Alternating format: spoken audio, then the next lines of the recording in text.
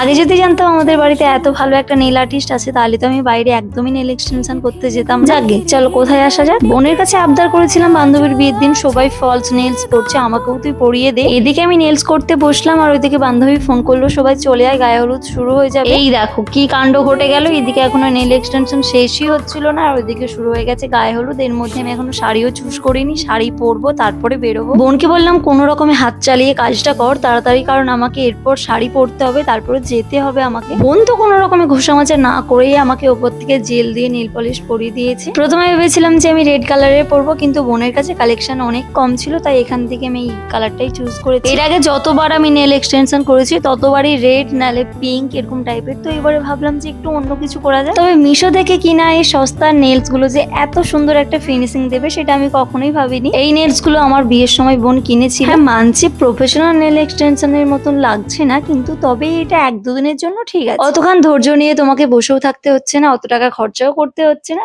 ঘরে বসেই যদি এরকম সুন্দর একটা ফিনিশিং পেয়ে যাও তাহলে তো আর বলতে হবে না, বিয়েটা একদম চমচমাট হয়ে যাবে। তবে দূর থেকে কিন্তু খুব একটা খারাপ লাগছে না, বেশ ভালোই লাগছে। চলো আজ তবে আসি।